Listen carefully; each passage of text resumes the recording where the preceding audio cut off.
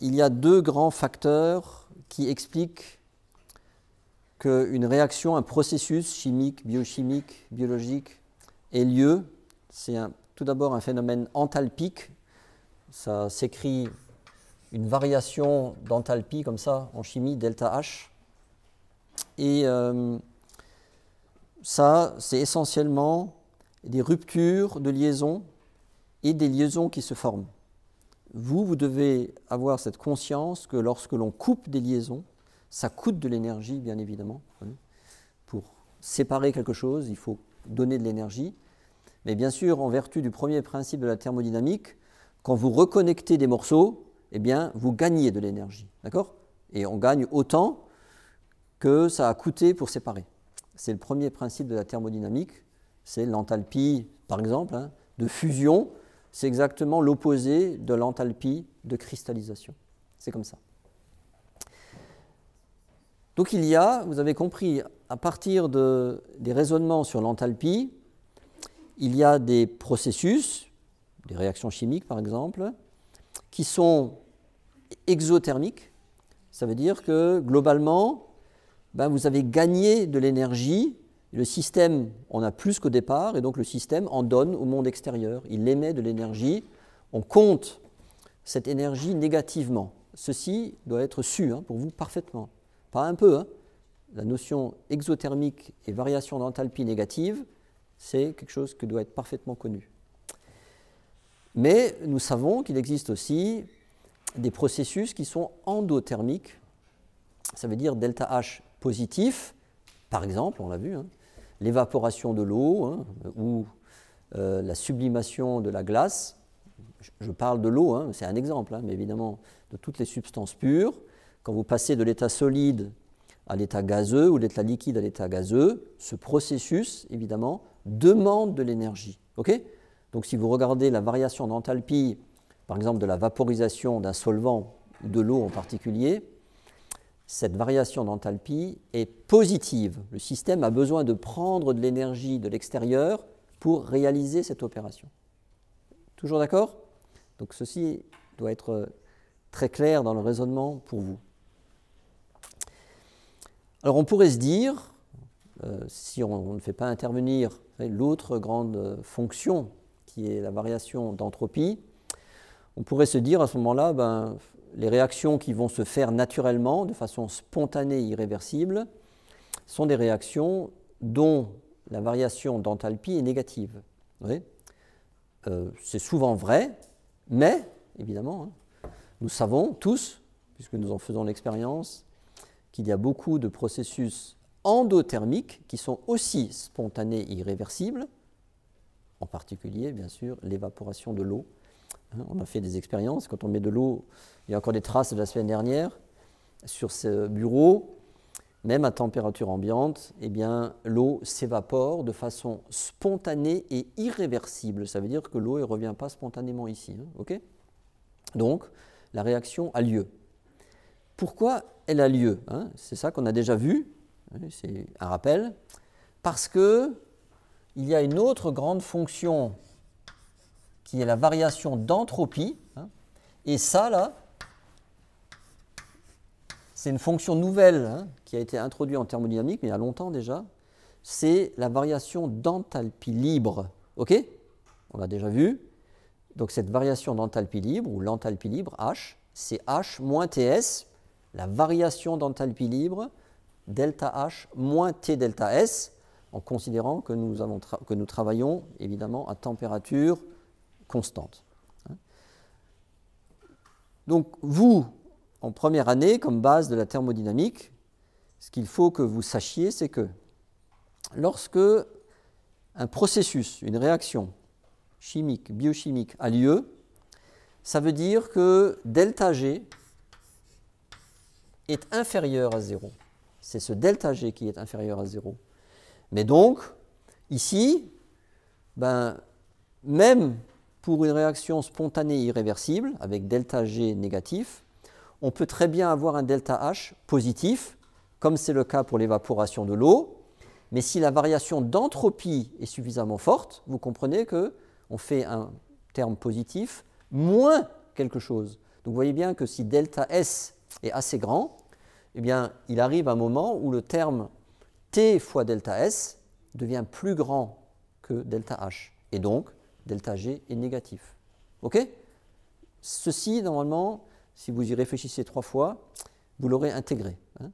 Mais ça, c'est très important à comprendre. Et donc, s'il n'y avait pas, évidemment, une augmentation d'entropie, par exemple, hein, l'eau liquide en vapeur d'eau, eh bien, l'évaporation de l'eau ne se ferait pas de façon spontanée et irréversible. Alors, un certain nombre de systèmes ont un delta H négatif et un delta S positif, une augmentation de l'entropie, donc on est sûr que la réaction est spontanée et irréversible. OK ? Il y a des systèmes dont le delta H est très positif, et même si vous avez une augmentation d'entropie, le delta G reste positif, et donc la réaction n'a pas lieu. Donc il y a tous les cas de figure, et la plupart du temps, lorsque vous avez affaire à un équilibre, hein, parce que c'est ça qui nous intéresse nous, hein, parce que dans la suite du cours on parlera d'équilibre, quelques réactions chimiques, mais surtout les équilibres redox, des équilibres d'oxydoréduction, des équilibres de complexation, des équilibres acido-basiques. Quand vous avez un équilibre, ça veut dire que eh bien, ces deux termes se compensent, voyez, de telle sorte que, vous avez compris, hein, delta G soit égal à 0. Donc en thermodynamique, la nullité de la variation d'enthalpie libre est la signature de l'équilibre de mon système. OK ? Ben, ça veut dire qu'il y a une balance entre la variation d'enthalpie, delta H, et ce terme T delta S, de telle sorte que la différence entre les deux soit égale à 0. Alors on revient maintenant à quelque chose qui est tout à fait passionnant à comprendre encore plus en détail, c'est cet équilibre particulier, l'équilibre de vaporisation. Alors, j'avais dessiné dans le diagramme, je l'ai effacé, je le redessine. Si on voit dans les diagrammes pression-température, on voit ce premier point là, le point triple, et je m'intéresse maintenant qu'au point, à la courbe pardon, de vaporisation, celle-ci. Et là-haut, on vous met une limite, on indique ce point, et on dit que c'est le point critique. On va essayer de comprendre qu'est-ce que c'est ce point critique, qu'est-ce que ça peut signifier pour nous dans les connaissances qu'on a déjà examinées ensemble.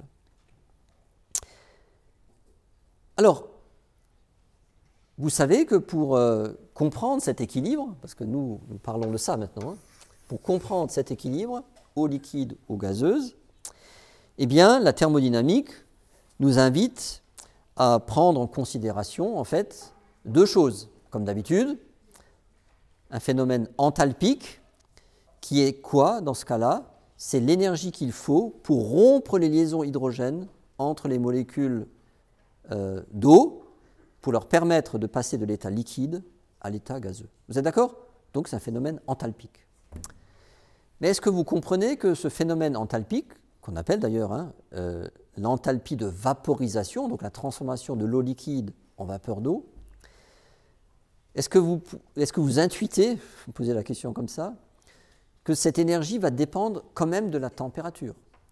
Parce que l'ensemble de ces liaisons, vous voyez, quand les molécules ne vibrent pas trop, parce qu'on est à basse température, vous comprenez bien que l'énergie est plus forte.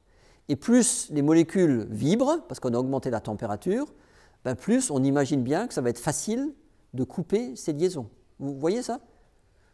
Vous, si vous donnez la main à votre ami, vous voyez, et que vous marchez tranquillement, ça va, les mains sont bien tenues. Mais si vous commencez à courir, vous voyez, ou que, je ne sais pas, ça tremble de partout, c'est plus difficile de tenir la main, vous voyez, et la main elle risque de sauter. C'est l'exemple qu'on pourrait donner.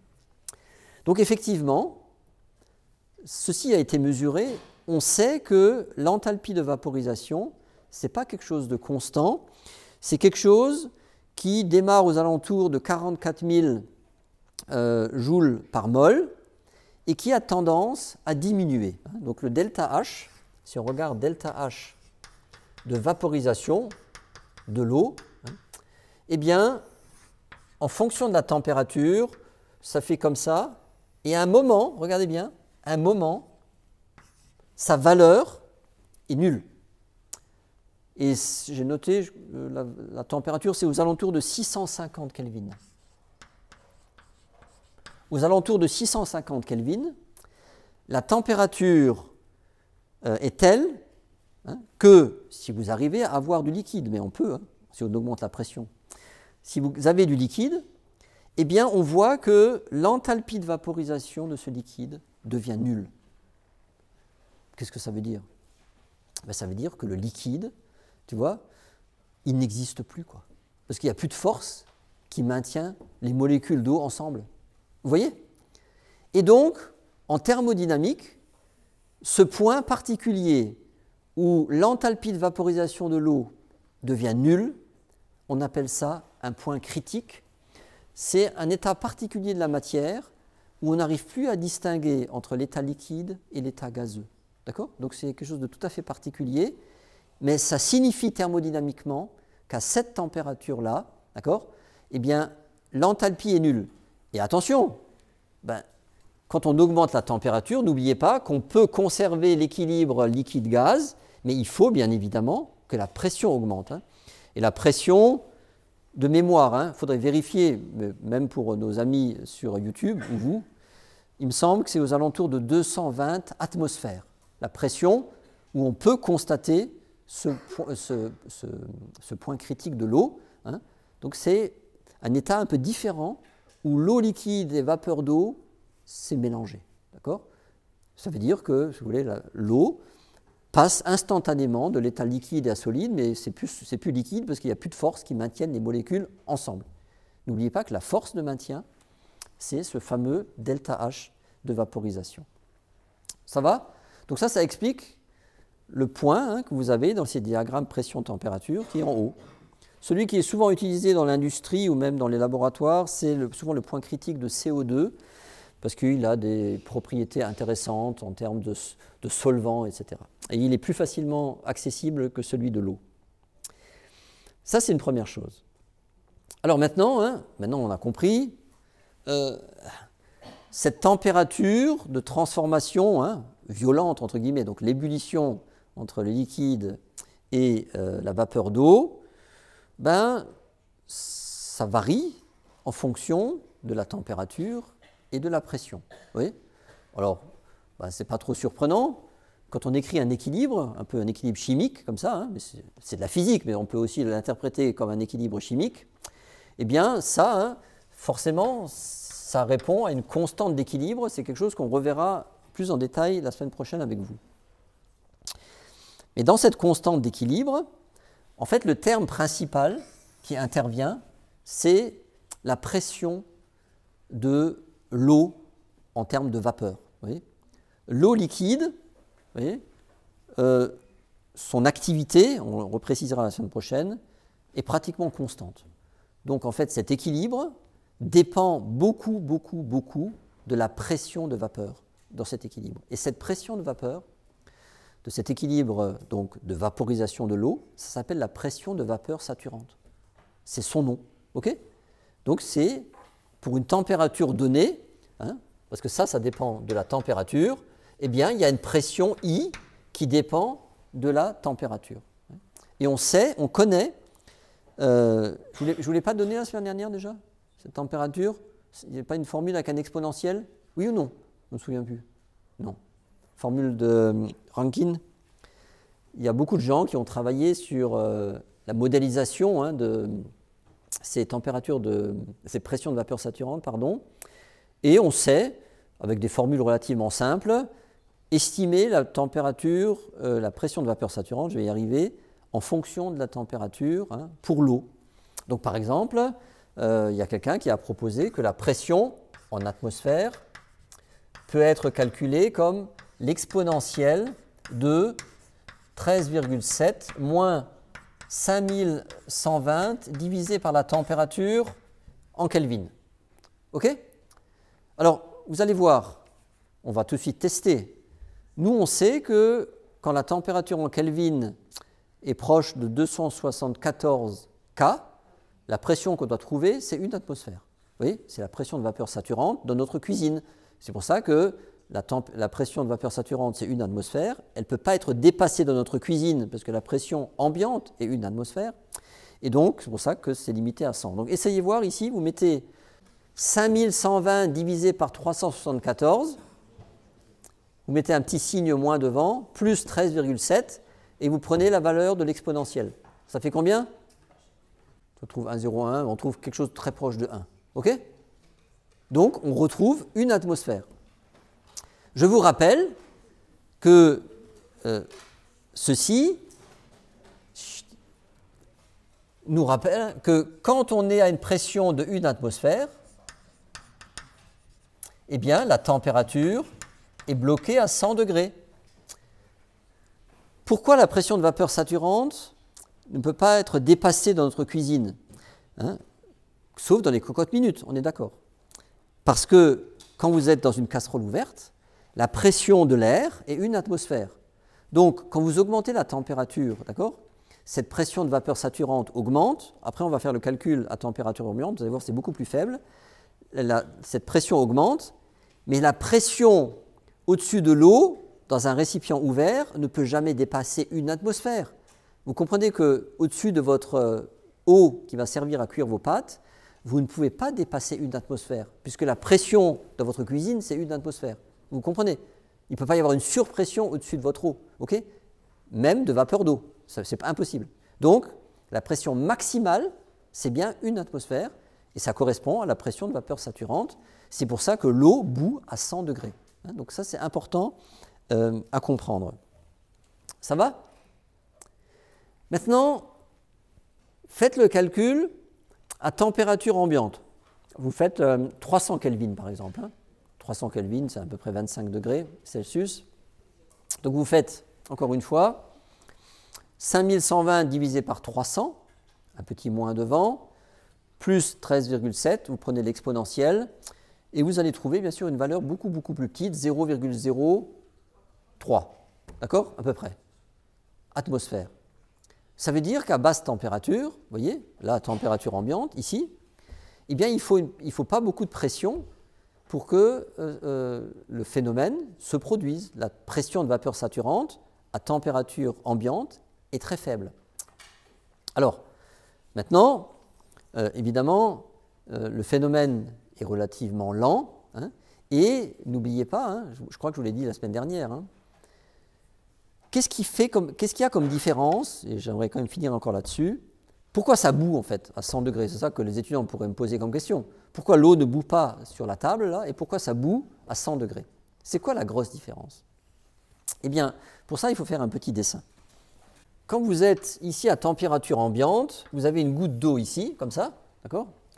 Et il y a effectivement des molécules d'eau qui s'en vont. Vous voyez?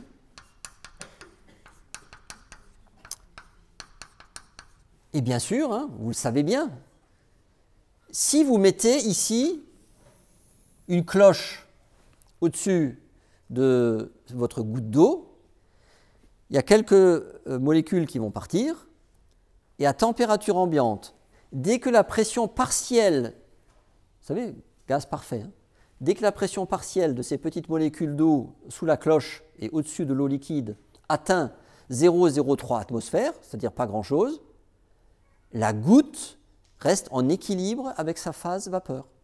Et donc, le phénomène d'évaporation s'arrête. Vous êtes à l'équilibre. Vous êtes à l'équilibre parce que vous avez atteint la valeur de la constante de cet équilibre à température ambiante. Vous comprenez? Mais maintenant, qu'est-ce qui se passe si on enlève la cloche? Ou si vous faites des trous dans la cloche, on va faire comme ça. C'est très joli aussi. Qu'est-ce qui se passe? Eh bien, évidemment, vous le savez, les molécules s'en vont. Là. Concentrez-vous encore 5 minutes. Ces molécules s'en vont. Et qu'est-ce qui se passe? Donc la pression au-dessus de l'eau liquide diminue. Vous êtes d'accord? Donc l'équilibre n'est plus à sa valeur d'équilibre. Et donc l'équilibre se déplace vers la droite. L'eau liquide se transforme en vapeur d'eau parce qu'elle veut atteindre 0,03 atmosphères. Et tant qu'elle n'atteint pas 0,03 atmosphères, le phénomène d'évaporation se poursuit. Alors, vous pourriez me dire, mais pourquoi ça ne bout pas? Vous êtes d'accord? Parce que moi, à 100 degrés, ça bout. Pourquoi ça ne bout pas? Alors que dans ce que je vais filmer bientôt, là, vous allez voir, ça va bouillir. Pourquoi ça ne bout pas ici? Parce que, ici, là, à l'intérieur de la goutte d'eau, en ce point, c'est quoi la pression? C'est à peu près une atmosphère. Hein. C'est la pression atmosphérique. La pression atmosphérique appuie sur la goutte d'eau, donc dans le liquide, vous êtes d'accord? Est-ce que vous êtes d'accord avec ça? Il faut que vous le perceviez. Ici, la pression, c'est la même que la pression atmosphérique, donc une atmosphère. Donc, à l'intérieur du liquide, la pression locale est beaucoup, beaucoup plus importante que la pression de vapeur saturante.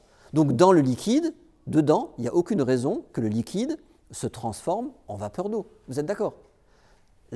L'évaporation ne se fait que en surface. Vous voyez?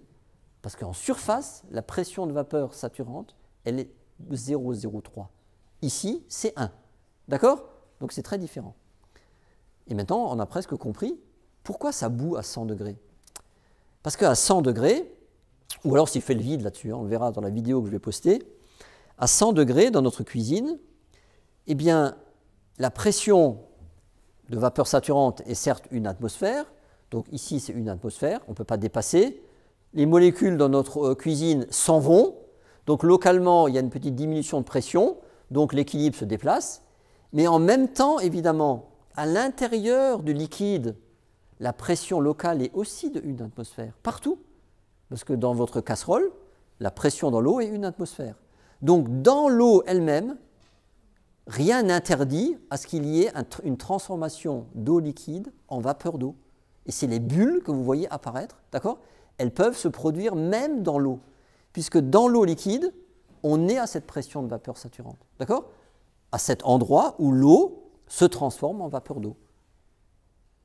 On est d'accord? Donc vous voyez, c'est intéressant, quand on se pose, quand on penche un peu sa réflexion sur ces phénomènes, ben on comprend les différences. Et vous verrez que même à température très froide, entre 0 et 5 degrés, si je fais le vide sur l'eau, et donc je vais diminuer la pression évidemment dans la goutte, vous voyez, parce que j'enlève de l'air au-dessus de la goutte, ben vous allez voir, eh bien la goutte va commencer à buller. Ça veut dire qu'il y a même, d'accord, des transformations au liquide vapeur d'eau à l'intérieur même de la goutte. OK? C'est la différence entre l'évaporation tranquille, vous voyez, sans ébullition, et le phénomène d'ébullition. Et maintenant, nous venons comprendre pourquoi ça se produit comme ça. Ce n'est pas de la magie.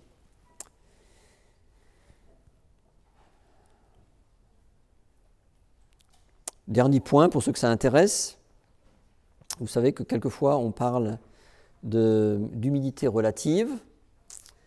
Eh bien, à une température donnée, cette humidité relative, c'est la quantité réelle de vapeur d'eau qu'il y a dans un mélange d'air, dans une maison, divisée par la pression de vapeur saturante à cette même température. Oui, c'est ce qu'on appelle la pression, le taux d'humidité relative, c'est exprimé en pourcentage la plupart du temps. Donc c'est la pression de vapeur divisée par la pression de vapeur saturante. Typiquement, vous connaissez peut-être un peu ça. Là, l'air est relativement sec, et donc probablement que la pression de vapeur d'eau, il y a de l'eau ici autour de nous, doit être inférieure à 30%. Oui.